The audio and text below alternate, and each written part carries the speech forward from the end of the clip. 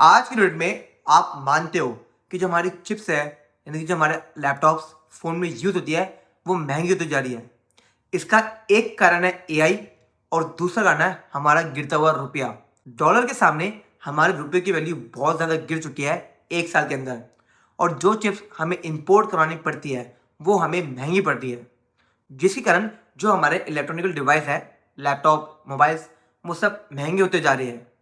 लेकिन फिर यहाँ पे एक बात आती है, जिनका बजट अगर टाइट है वो जाते हैं सेकेंड हैंड मार्केट में और आज की डेट में सेकेंड हैंड मार्केट को बहुत अच्छा बूस्ट मिल रहा है। तो मैंने सोचा कि क्यों ना आपको बताया जाए कि अगर आप एक सेकेंड हैंड लैपटॉप खरीदने जा रहे हो अपने पर्सनल यूज़ के लिए, तो आपको उसे कहाँ से परचेज करना चाहिए और कैसे उसे परचेज करना चाहिए। मैं आपको कोई एक वेबसाइट या कोई एक लैपटॉप रिकमेंड नहीं करूँगा, लेकिन मैं ऐसे तरीके बताऊँगा जो कि अगर आप फॉलो करते हो तो आप एक अच्छा खासा लैपटॉप घर ला सकते हो। तो अगर आपको भी जानना है तो इस वाली वीडियो एंड तक जरूर देखना होगा। लेकिन उससे पहले हेलो डीडी फैमिली, क्या हाल चाल है सबके? Hope you look fine and have a great day. मेरा नाम Abhishek, you are watching device cute. Let's start the video. सबसे पहले मैं आपको बता दूं कि आपको लैपटॉप कहां से परचेज नहीं करना है। भाई अगर आप OLX पे जाते हो तो आपको दिखता होगा जो लैपटॉप आपको ऑनलाइन 1.5 लाख का मिल रहा है, वहां पे आपको 30-35 हज़ार में आपको लैपटॉप मिल रहा है।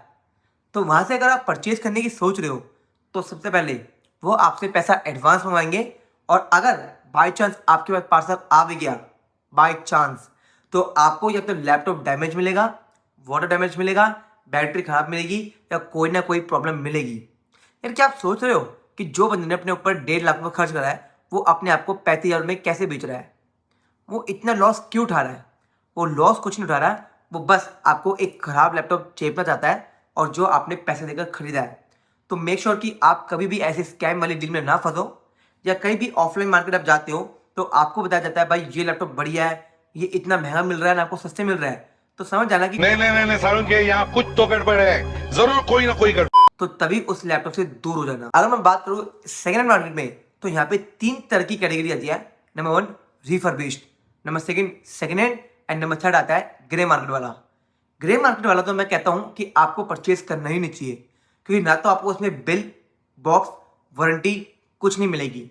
ये कई बार इंपोर्टेड होते हैं, जैसे कि चाइना वाइना में कोई प्रोडक्ट पड़ा हुआ है वहाँ से इंपोर्ट होकर आपके पास आ गया, इनमें कोई वारंटी नहीं मिलती। अंदर ओएस किस चीज़ का है वो भी कुछ गारंटी नहीं है कि आपका डाटा लीक हो रहा है, कहीं हैक हो रहा है, कोई कुछ नहीं बता सकता। तो ग्रे मार्केट में मैं कहूँगा भाई बिल्कुल रिकमेंडेड नहीं है। नंबर 2 आता है वो होता है सेकंड हैंड। जैसे कि मैंने ये वाला लैपटॉप बेच दिया एंड डीलर ने इसे बिना कुछ टच करे, बिना कुछ खोले किसी और को बेच दिया, वो होता है सेकंड हैंड, जहाँ पे आपको बिल बॉक्स मिल जाता है। वारंटी मिले ना मिले वो पर्सनली डीलर के ऊपर डिपेंड होता है कि आपको कौन बेच रहा है। अगर आपकी उसकी जान पहचान है तो एक आध दिन की वो आपको वारंटी दे सकता है, लेकिन ज़्यादा नहीं। और यहीं पे आता है रिफर्बिश्ड लैपटॉप, जहाँ पे अगर लैपटॉप की बैटरी खराब होती है तो जो हमारे डीलर होते हैं वो चेंज करते हैं एंड उसकी गारंटी भी देते हैं। 3 महीने, 6 महीने इन सब की गारंटी मिलती है। तो इसे हम कहते हैं रिफर्बिश्ड। अब आपको समझ में आ गया कि रिफर्बिश्ड, सेकेंड हैंड और ग्रे मार्केट किसे कहते हैं। अब मैं आपको देता हूँ कुछ टिप्स जो कि आपको फॉलो करनी है जब आप सेकेंड हैंड लैपटॉप लेने जा रहे हो। तो सबसे पहले हम बात करते हैं फिजिकल चेकअप की। आपको चेक करना है कि जो आप लैपटॉप परचेज कर रहे हो क्या उसमें कोई डेंट, कोई क्रैक्स या कोई ऐसी चीज़ है जैसे आपको वो लगता है कि वो ड्रॉप आउट हुआ है। हाँ, कहीं वो बंदा लेके जा रहा हो और वो गिर गया हो, आपको क्रैक्स दिख रहे हैं, कोई मिट्टी दिख रही है या कोई भी कुछ दिख रहा है, तो ध्यान रखना ये तो लैपटॉप गिरा हुआ है, ये लैपटॉप पे डेंट आया हुआ है, तो हो सकता है लैपटॉप कहीं लगा हुआ हो।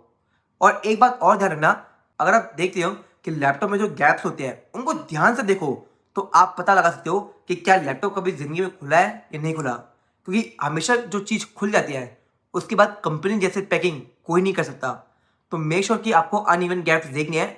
अगर आपको लगता है तो हो सकता है कि लैपटॉप कभी ना कभी खुला हो रिपेयरिंग के लिए। और साथ ही में एक बहुत ही बड़ी बात, ये चीज़ आपको ज़रूर चेक करनी है जब आप लैपटॉप लेते हो।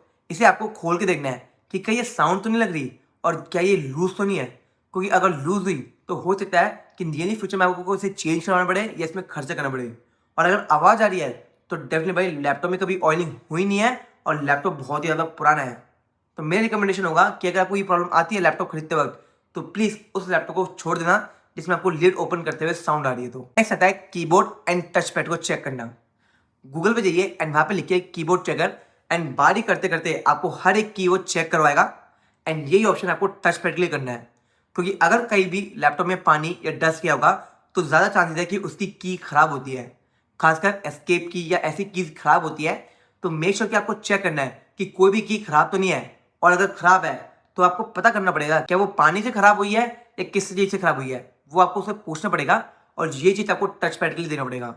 या तो आप पैसे कम कराइए या तो उस लैपटॉप को दूर फेंक दीजिए, क्योंकि भाई अगर मानो लैपटॉप में पानी गया हुआ है तो हो सकता है कि आगे जाके आपको कॉम्पोनेंट और ख़राब मिले। इसकी गारंटी मैं नहीं लेता, लेकिन प्लीज़ एक बार कीबोर्ड और टच पैड को जरूर चेक करना, क्योंकि लैपटॉप में सबसे मेन टॉपिक यही होती है। नेक्स्ट आता है और वो आता है पोर्ट्स। आपको लैपटॉप के पोर्ट्स चेक करने हैं, एंड प्लीज़ एक HDMI केबल और एक USB केबल चेक कर लेना कि उसे लगा के कि भाई वो लूज नहीं हो रही, क्योंकि अगर वो लूज हो रही है तो ज़्यादा चांसेस है कि जो मदरबोर्ड है वो रिपेयर्ड है एंड वो ओपन करने के बाद वापसी लगाया गया है। बैटरी का जो पोर्ट है वो चेक कर लेना, mouse port, USB, type C सब चेक करना बारी बारी करके और तसल्ली से, क्योंकि अगर पोर्ट हिल रहा है या पोर्ट आपको लग रहा है कि पोर्ट में कुछ गड़बड़ है तो प्लीज़ उस लैपटॉप को वहीं छोड़ देना, क्योंकि हल्का फुल्का अगर पोर्ट हिल रहा है तो हो सकता है लैपटॉप में मदरबोर्ड को ओपन करके उसे रिपेयर कराओ एंड उसके बाद ठीक करो। और हाँ, चेक कर लेना ये कनेक्ट करके कि सारे पोर्ट काम कर रहे हैं या नहीं कर रहे, क्योंकि अगर एक भी पोर्ट काम नहीं कर रहा तो इसका मतलब जो मदरबोर्ड की चिप है वो फ्यूज हो चुकी है, तो कहीं ना कहीं लैपटॉप के मदरबोर्ड में दिक्कत ना आ जाए, इस बात का ध्यान रखना। नेक्स्ट आता है एक बहुत ही बढ़िया है। पहले आपको बता दो कि आप अपने लैपटॉप की डिस्प्ले को कैसे चेक कर सकते हो। आपको एक व्हाइट कलर की स्क्रीन को ओपन करना है एंड आप चेक कर सकते हो कि क्या आपके लैपटॉप में कोई डेड पिक्सल है या नहीं, जहाँ पे आपको कलर नहीं दिख रहा या कोई स्क्रीन फ्लिकर तो नहीं हो रही या कोई ग्रीन इशू ना हो इसमें, green line issue. And make sure आपको जो लैपटॉप की डिस्प्ले है वो चारों ओर से चेक करनी है, यानी कि डिफरेंट एंगल से। और अगर आपको कोई कलर ग्रेडिंग लग रही है कि खराब हो रही है या ज़्यादा ही ब्लैक हो रहा है डिस्प्ले में, तो प्लीज़ उस लैपटॉप को छोड़ देना, क्योंकि हो सकता है डिस्प्ले चेंज हो या डिस्प्ले में कोई अपने काम कर रहा हो, बंदे ने रिपेयर कराई हो डिस्प्ले। और साथ ही में उसकी ब्राइटनेस जरूर चेक करना, क्योंकि लैपटॉप की जो डिस्प्ले है उसमें ब्राइटनेस बहुत ज़्यादा इंपॉर्टेंट होती है। अगर डिस्प्ले ब्राइट नहीं हुई तो आप देखोगे क्या। तो मेक श्योर कि आपको अपने लैपटॉप की डिस्प्ले को भी चेक करना चाहिए। नेक्स्ट आता है बैटरी हेल्थ को चेक करना। लैपटॉप में वैसे पर्टिकुलरली आपको बैटरी हेल्थ नहीं पता चलती, लेकिन फिर भी आप देख सकते हो कि नॉर्मल यूसेज में आपका जो लैपटॉप है वो कितनी बैटरी बैकअप दे रहा है। और साथ ही में अगर आप उसको चार्जिंग में लगाकर उसे वापसी प्लग आउट करते हो तो बैटरी में ड्रॉप कितनी जल्दी आ रहा है आपको वो भी चेक करना है। अगर वो गेमिंग लैपटॉप है तो भाई हो सकता है कि बैटरी में जो बैकअप है वो बहुत कम आ रहा हो, यानी कि बैटरी पे बहुत कम चल रहा हो, लेकिन फिर भी बहुत ही जल्दी ड्रॉप नहीं होनी चाहिए। जैसे कि अभी 100 था, अभी एकदम 60 आ गया, फिर 50 आ गया, तो ऐसा ड्रॉप नहीं होना चाहिए। 100, 99, 98 ऐसा तो कोई दिक्कत नहीं है। साथ ही में बात ध्यान रखना, अगर आपका लैपटॉप फुल बैटरी पे सिर्फ 1 से 1.5 घंटा चलता है तो मेक श्योर कि उसकी बैटरी को चेंज करवाने का टाइम आने वाला है, तो उस लैपटॉप को या तो कम भाव में लेना या फिर बार्गेनिंग करके लेना। ये हो सकता है आपको नियरली फ्यूचर में उसकी लैपटॉप की बैटरी को चेंज करवाना पड़े, और अगर बैटरी आगे जाके खराब हो जाती है तो उससे आपको अच्छी परफॉर्मेंस नहीं मिलेगी। इस बात का ध्यान रखना, क्योंकि लैपटॉप को इनफ पावर सोर्स मिलेगा नहीं एंड वो आपको अच्छी परफॉर्मेंस देगा नहीं। और काफ़ी बार कुछ तरीके होते हैं लैपटॉप की बैटरी हेल्थ को चेक करने के लिए, वो आप चेक कर सकते हो गूगल पे अपना मॉडल नंबर लिखकर बैटरी हेल्थ चेकर, एंड आपको पूरी डिटेल आ जाएगी एंड उससे आप अपने लैपटॉप की बैटरी हेल्थ को चेक कर सकते हो। नेक्स्ट आता है और वो आता है परफॉर्मेंस।